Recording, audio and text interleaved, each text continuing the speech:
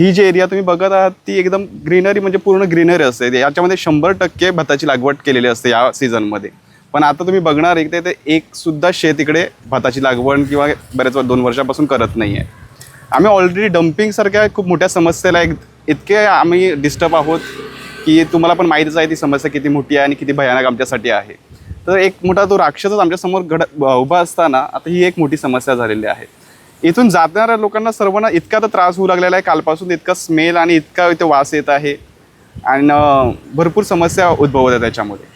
तर मी तुम्हाला अजून जाऊन सांगेल की ही जी शेतं जे अगोदर आता पावसाळ्याचं सीझन संपल्यानंतर इकडे क्रिकेट्स वगैरे पूर्ण सर्व केलं एकदम क्लीन आणि नीट अशी एरिया होती.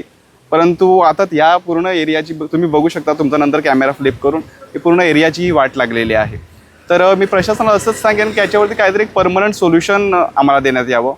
जसं नील आणि मॅमनी जसं सांगितलेलं की याचं मेन स्रोत कुठून हा पाणी येतो ह्याचं एक चांगलं त्यांचं सर्वे करून आणि स्पेशली आता टेम्पररी तरी याच्यावरती सोल्युशन म्हणून याच्यावरती औषध फवारणी आणि काहीतरी करून की लोकांना काही त्रास किंवा काय मोठ्या समस्या उद्भवणार नाहीत त्याच्यासाठी काहीतरी एक सोल्युशन करून गावकऱ्यांना एक मदत करावी हीच शासनाला आमच्याकडून विनंती आहे. जवळ मी 40 वर्षापासून या गावात लग्न होऊन आलेली आहे.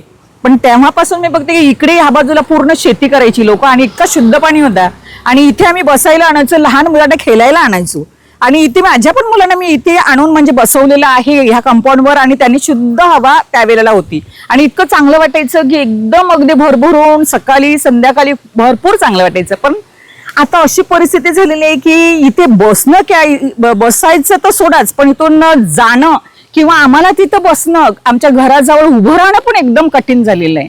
आणि तो आता डम्पिंगचा वास तर येतच होता, त्याच्यामध्ये आणखीन या सांडपाण्याच्या वासाने आम्हाला इतका त्रास झालेला आहे की बघायलाच नको.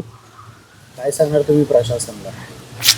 त्यांनी बघावं की इथे येऊन पाहणी तरी निदान करावी की काय वास आहे हा किंवा ही या सांडपाण्याने. आणि इतकं संध्याकाळच्या वेळेला इतकं मच्छर होतं, त्या मच्छरने तर बसूच नाही शकत बाहेर आणि त्या मच्छरमुळे कदाचित इतकी रोगराई पसरेल ना, इतके कुणाचा जीव पण जाऊ शकतो.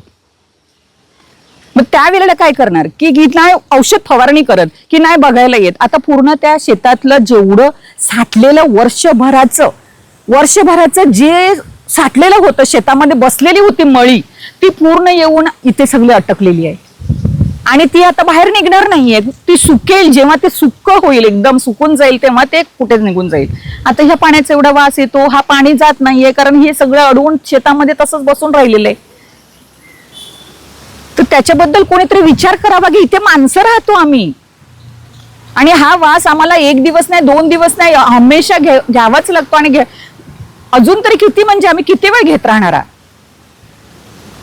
तरी आम्हाला असं वाटतं की इथे थोडीशी येऊन बघावं, शासनाने बघावं आणि तसे रिपोर्ट करून पुढची कार्यवाही करावी.